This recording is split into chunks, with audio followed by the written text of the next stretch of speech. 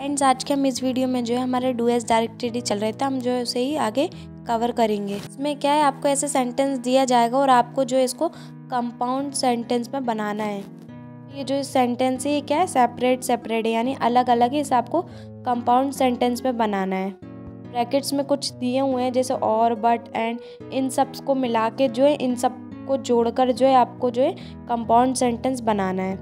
Paper में जो है ये आते हैं, इसलिए जो है हमें इसे समझना ज़रूरी है कि हम जो है किस तरीके से वाक्य को जो है जोड़ सकते हैं और उसे एक कंपाउंड सेंटेंस बना सकते हैं, यानी जो एक संयुक्त वाक्य कैसे बना सकते हैं। हम शुरू करते हैं हमारे पहले से। हमारा फर्स्ट क्या बोल रहा है, she must weep she will die. आप देखेंगे शी मस्ट वीप अलग सेंटेंस है और शी विल डाई अलग सेंटेंस है। बीच में आप देखो कि डॉट लगी, यानी दोनों जो सेपरेट है, अलग अलग सेंटेंस है और इसे हमें कंपाउंड सेंटेंस में बनाना है। कंपाउंड सेंटेंस बनाने के लिए जो इसे बीच में जोड़ने के लिए और, बट, एंड लगता है ताकि हम दो सेंटेंसों को जो है जोड़ सकें। इसके ब्रैकेट में क्या दिया है, एक ही दिया है और, तो हमें और से जो है इसे जोड़ना है। तो हम इसे कैसे जोड़ेंगे, हमारे कंपाउंड सेंटेंस में हमेशा दो सेंटेंस रहते हैं और उनको जो जोड़ते हैं वो एंड, बट, और ऐसे करके और भी होते हैं जो इन्हें जोड़ते हैं। यहाँ पे और है तो हमें और के द्वारा जो है इसे जोड़ना है। और का यूज़ करना आप सबको पता है, बहुत ही सिंपल होता है। और हम कब लगाते हैं, और का मतलब होता है या तो ये चीज़ होगी या तो वो चीज़ होगी।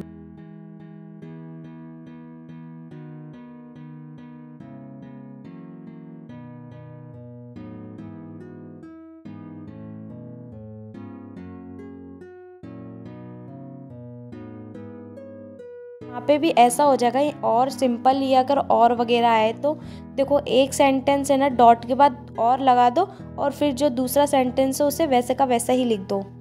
जैसे आप नीचे आंसर में देखिए यहाँ पे क्या लिखा है, शी मस्ट वीप और शी विल डाई। अगर ऐसे कभी और आए आपको तो आपको ऐसे ही करना है कि बीच में डॉट के बाद सीधा और लगाना है और बाकी दोनों सेंटेंस को वैसे का वैसे ही लिखना है। तो वीप यानी क्या होता है, वीप यानी रोना होता है। मतलब क्या होगा, उसे रोना चाहिए या वह मर जाएगी। तो और लग के जो है या लग गया तो या वह मर जाएगी। और लगने से क्या हो गया, ये दोनों सेंटेंस जुड़ गए हैं। अब ये जो है कंपाउंड सेंटेंस बन गए हैं। हमारा सेकंड देखते हैं, यहाँ पे क्या लिखा है, ही इज स्लो और डॉट लगा के क्या है, ही इज श्योर। इसमें जो है हमें बट लगा के इन दोनों को जो है जोड़ना है। आप बट कहाँ लगाते हैं, लेकिन कब लगाते हो, आप बोलोगे कि मोहन बहुत चालाक है पर वो अच्छा है। एक तरफ आप उसकी अच्छाई बता रहे हो और दूसरी तरफ आप एक तरीके से ये बता रहे हो कि इसमें क्या कमी है, लेकिन का यूज़ हम वहाँ करते हैं। यहाँ पे भी जैसे सेंटेंस में क्या लिखा है, ही इज़ स्लो, आगे क्या लिखा है, ही इज़ श्योर, मतलब वह निश्चित है।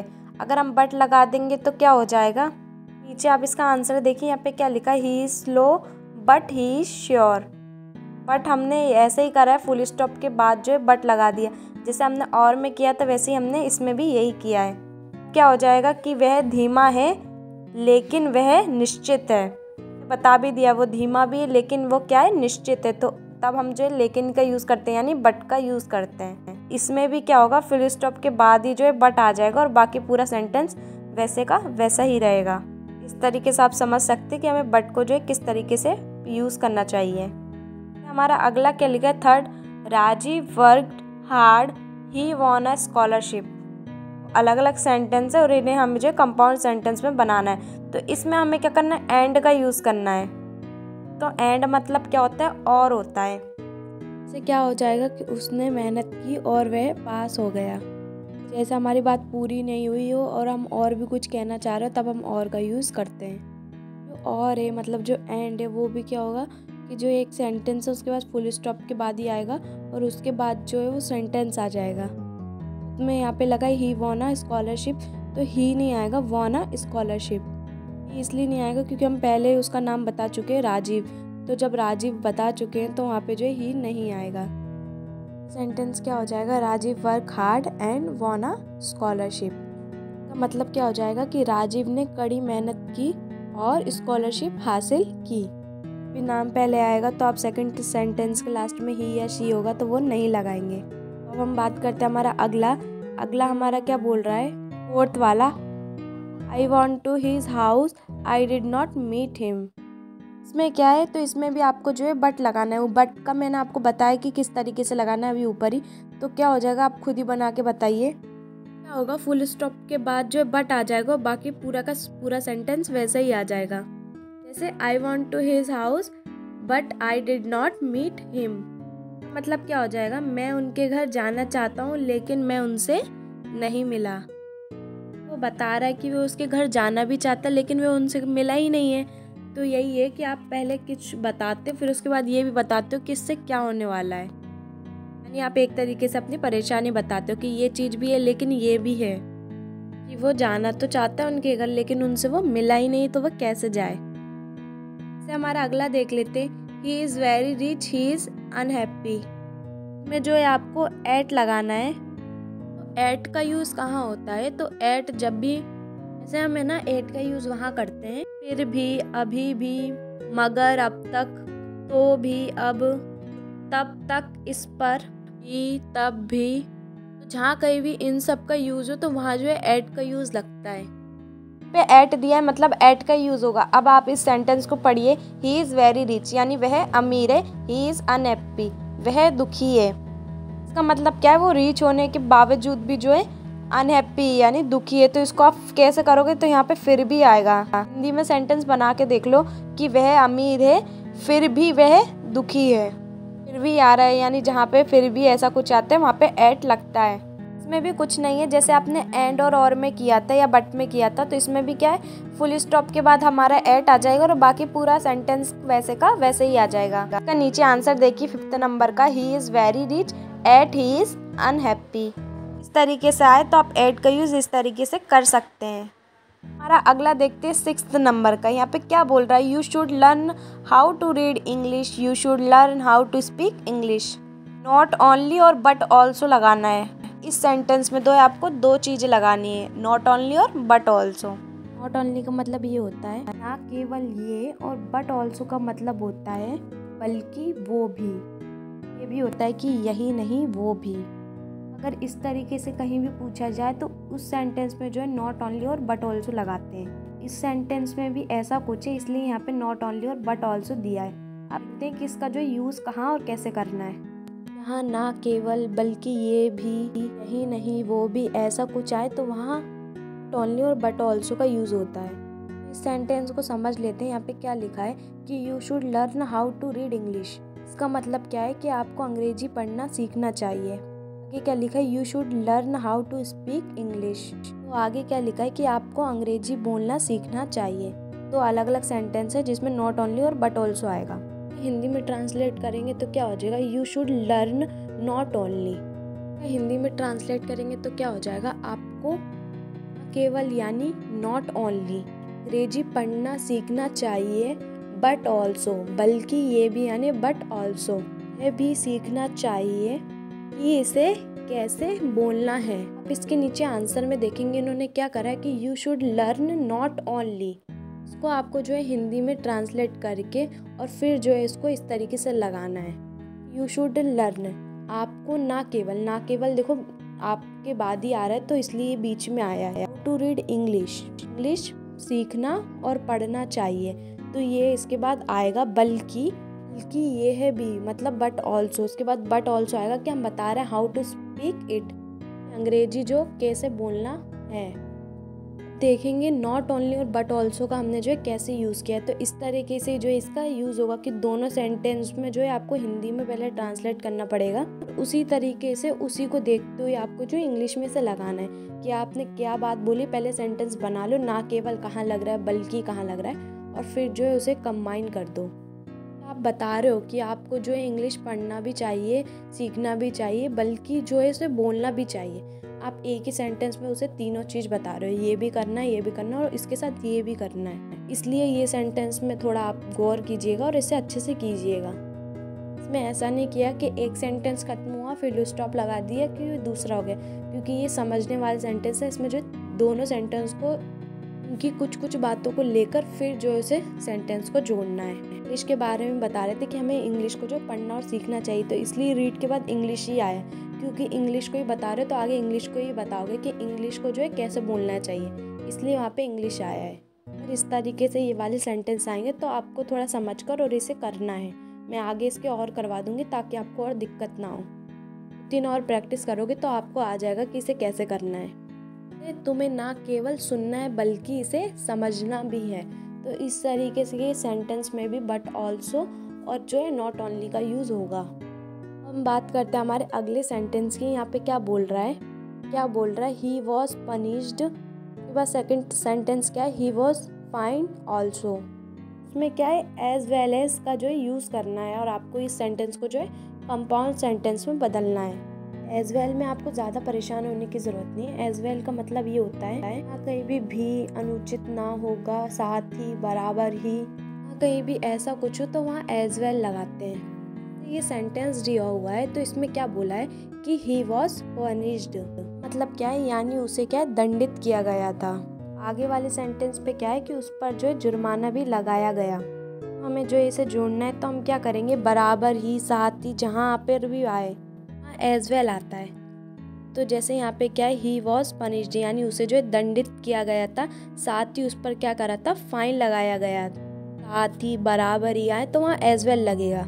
कहीं भी आपको एज वेल का है तो आपको कुछ नहीं करना है, वो आपका जो सेंटेंस है फर्स्ट वाला उसे पूरा वैसे का वैसा ही लिखना है।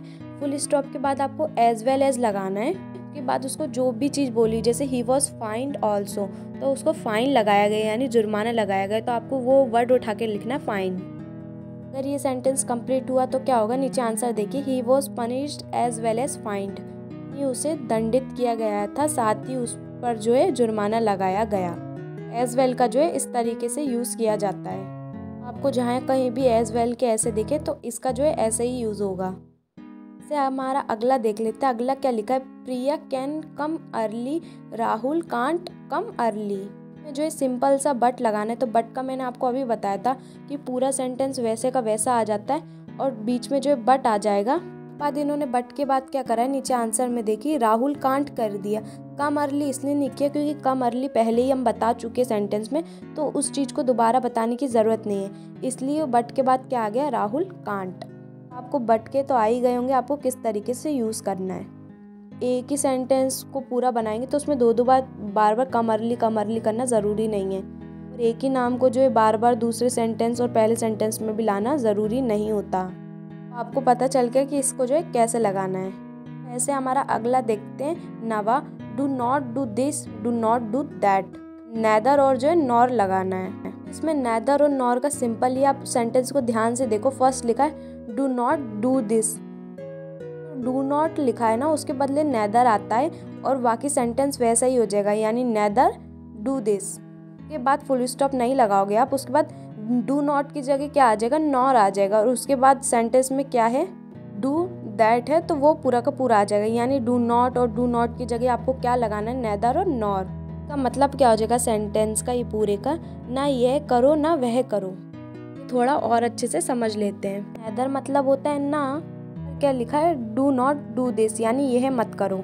जब यह मत करो नहीं लगाना है तो हम उसकी जगह नेदर लगाएंगे, यानी ना। और हमें आगे क्या लिखा है, डू नॉट डू, तो उसकी जगह हमें क्या लगाना है, हमें नॉर लगाना है। और का मतलब ही ना ही है, और डू नॉट डू यानी ये मत करो, मतलब इसमें भी ना लगेगा, तो सीधी बात है, डू नॉट और डू नॉट की जगह नेदर और नॉर लग जाएगा।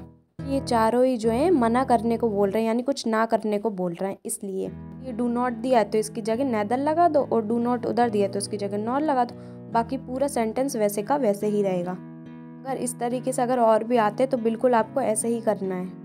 ये देखोगे कि आपने जो नवा वाला किया है इसके और में, मतलब नवे वाले को जो है एक तरीके से और कर सकते हैं, तो हम इसे भी देख लेते हैं। यहाँ पे जैसे मैंने आपको बताया था, neither do this nor do that.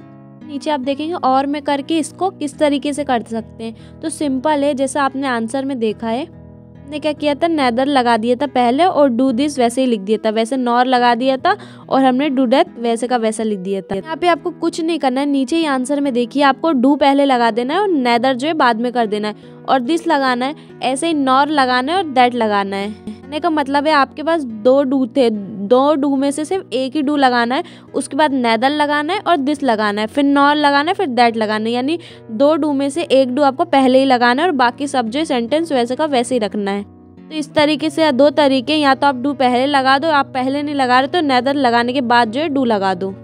इस तरीके से आप जो है ये सेंटेंस को 2 तरीके से कर सकते हो। हमारा 10th देख लेते हैं अब। हमारा 10वां देखेंगे, यहाँ पे क्या लिखा है, ही क्राइड और डॉट लगा के क्या है, ही वॉन्ट। इसमें बोथ और एंड लगाना है आपको, तो ये भी कुछ नहीं है, इसमें भी बहुत सिंपल सा है। क्राइड और ही वेंट लिखा है तो बोथ लगाना है। तो सबसे पहले आप क्या करोगे, ही क्राइड की जगह क्या करोगे, क्राइड की जगह आप ही बोथ क्राइड कर दोगे। उसके बाद आप एंड लगाओगे, वेंट की जगह क्या हो जाएगा, वीप्ड। का मतलब क्या हो जाएगा, वह दोनों रोए और रोए। पे आप ऊपर सेंटेंस में देखोगे ही क्राइड ही वेंट लिखा है, तो वहाँ वेंट की जगह क्या करना है आपको, वीप्ड करना है। वेंट आप वो गलत ही देंगे, आपको उसको सही करके वीप्ड करना है। वीप्ड क्यों करना है, वीप्ड इसलिए करना है क्योंकि वो क्राई यानी रो रहा था तो उसके लिए जो है आपको वीप्ड ही लगाना है। वेंट जो है यहाँ पे नहीं सूट करेगा, तो वो गलत, उसको आपको करके सही वीप्ड करना है। वीप्ड का मतलब होता है रोने लगा, क्राइड का मतलब भी यही होता है कि रोने लगा। तरीके से जो है बोथ और एंड का जो है हमें यूज करना था, हमारा बोथ भी आ जाए और हमारा एंड भी आ जाए और हमारा सेंटेंस कंप्लीट हो जाए। तरीके से आप और जो सेंटेंस है उनकी प्रैक्टिस करते जाओगे इसी तरीके की, तो आपको एकदम बिल्कुल अच्छे से आ जाएगा कि इसे जो है किस तरीके से हमें करना चाहिए। तो आपको पैटर्न समझ में आ जाएगा, तो आप पेपर में जो है कंफ्यूज नहीं होंगे इसे लेकर, और आप बहुत अच्छे से कर लेंगे। पर इसकी जो एक बार आप घर पे भी प्रैक्टिस करिए करने की, सेंटेंस की बिना देखे जो इस सेंटेंस को कर भी पा रहे हैं कि नहीं, इससे आपको पता चलेगा, तभी जो है आप पेपर में कर पाएंगे। अगर आप अभी प्रैक्टिस नहीं करेंगे तो आप पेपर में नहीं कर पाएंगे और आप सब भूल जाएंगे। इसलिए जो है प्रैक्टिस करना भी बहुत ज़रूरी है। इसी के साथ आज की वीडियो हमारी यहीं एंड होती है। मिलते हैं नेक्स्ट वीडियो में। Thanks for watching.